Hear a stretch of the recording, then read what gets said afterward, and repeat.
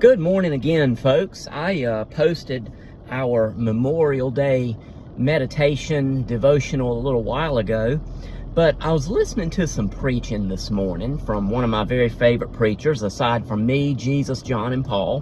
His name is Phil Kidd, and if you've never watched him, let me encourage you to get on Facebook or YouTube and look up Emmaus of Kingsport Church. That's where he pastors, and let me tell you something. This man preaches with power, and we need more preachers like that. I'm striving to be like that, but you know, God gifts us in different ways, but we need preachers with power. And what he was preaching on today, he preached from Joshua chapter 4, and you may remember last year on Memorial Sunday I preached from this very same passage.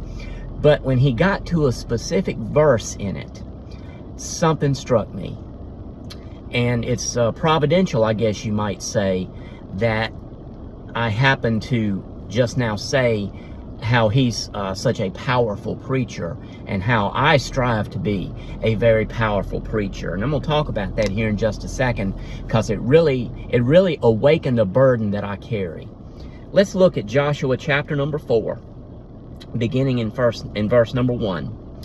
And it came to pass, when all the people had completely crossed over the Jordan, that the Lord spoke to Joshua, saying, Take for yourselves 12 men from the people, 1 man from every tribe, and command them, saying, Take for yourselves 12 stones from here, out of the midst of the Jordan. Listen to this part. From the place where the priest's feet stood firm. And you know, having preached on this passage before, certainly having read this passage before, this never struck me until today. Where the priest's feet stood firm. Let me ask you a question. In this day and age, how many preachers stand firm? How many preachers would capitulate, if you will buckle to pressure? Y'all have heard me in the pulpit before talking about how I want every pew in every Bible-preaching, God-fearing church to be filled to overflowing every single time the doors are open. But I don't want that done at the expense of the truth. I don't want that done because everybody wants to come hear a concert. I don't want that done because everybody wants to come and have lunch. I want that done because the preacher's feet stand firm in preaching the gospel. The central part of a service of worship is the preaching of God's word. And folks, that needs to be done with power and with authority. Sadly, there are not a whole lot of people in our pulpits anymore that have a lick of power or authority. My prayer is that I have power and authority.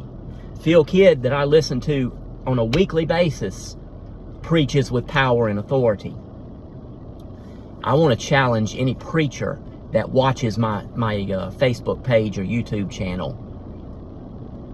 Be a preacher that stands firm. Preach with power.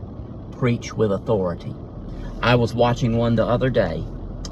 I'm not going to name names. I'm not going to do any of that. I never would do that. Not in this context anyway. I named Phil Kidd's name because he preaches with power.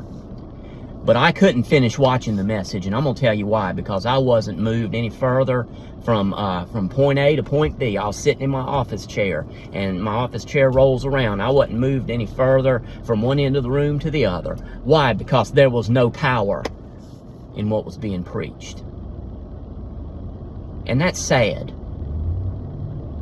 We need to strive to be preachers whose feet stand firm. And Christian, I'm not talking about just the vocational minister. I'm talking about each and every one of us. Christians are called to minister, so our feet need to stand firm as well. Firm in the fundamentals of God's word. And you know what? When we do that, we're going to have power. Doesn't matter our style. We'll have power. May our feet stand firm. So I wanted to add that today because it came to me as I was listening to this preaching. And you know me, if I don't say it when I think it, it'll leave me real fast.